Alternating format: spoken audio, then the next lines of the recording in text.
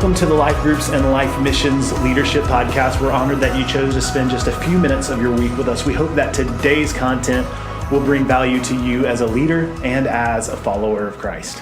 Well, the last podcast that we did was talking about what confidence is not. Right. We tended to still default to what confidence did look like. Right. It's a challenge for us to think about what it's not.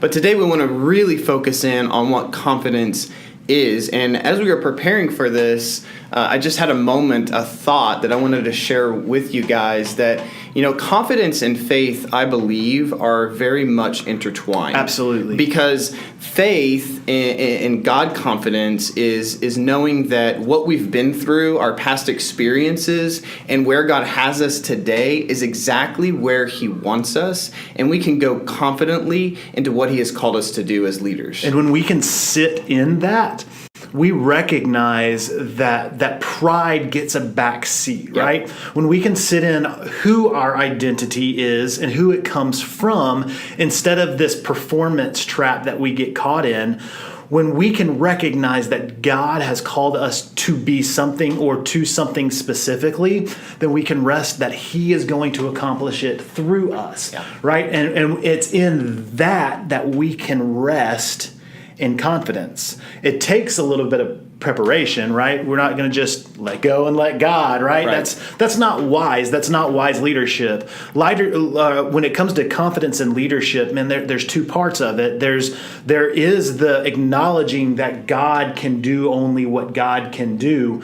But there's also the preparation portion where you have to be able to invest your time, your energy, your experiences into the situation. Yeah, and I think as you were talking, and I'm reminded about what's come up multiple times through this last week in some of my devotionals and Bible studies, it's staying connected to the vine. Yeah. It's staying connected to Him. Because the more we're connected to God, the more connected we hear what He is saying to us and what He's speaking over us. Because I can't tell you how many times, even as a full-time vocational ministry, I still hear those things in the back of my mind that say, and you and I both have, that you're not good enough. You can't do this. Right. None of that is true. I'm a child of God. God has called me to be here today with all of you serving Him and serving His people. And the same goes for you guys. You are exactly where God calls you to be today, right here, right now. You are His child. He loves you. He has equipped you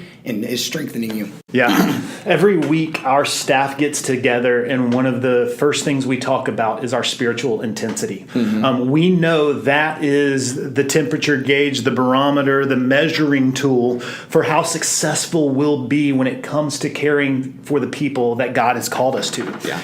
And when our spiritual intensity is high, our confidence can be high, because our confidence isn't in our own abilities. Nope. It's not in our aptitude. It's in what God is doing in and through us. And when we rest in that, when we lean into that, when we use the experiences, the passions, the gifts, the talents that we have, and we make an investment into who God has called us to be, that's when we see it take shape. That's when we can see leadership move the ball forward, because we know that God is working on our behalf. Yep. And we can rest in that. We can rest in who He says we are, not who we say we are, and what we can prove about ourselves. It's what God has done in and what He is doing in and through us. That's absolutely true. And the truth is, guys, just in a moment of honesty, one of the biggest reasons that we see people step out of leadership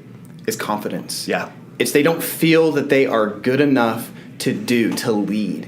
And that is a lie. That is a lie that the enemy has told us and continues to try to tell us, because when he gets us in that moment, the reach, it's more challenging to reach and to care for people when he's telling you or telling me or telling Donnie or whoever that we're not good enough. And that is a lie. God is with you. God is strengthening you. And He has called you to be right in the leadership seat that you get to sit in today. Yeah, just like the last episode, when we allow pride to take root in our mind, when it all has to be about us, it's so easy for us to fall out of the place that God wants us because we start carrying all the weight, all the pressure on our shoulders. And that was pressure and weight God never intended for us to carry.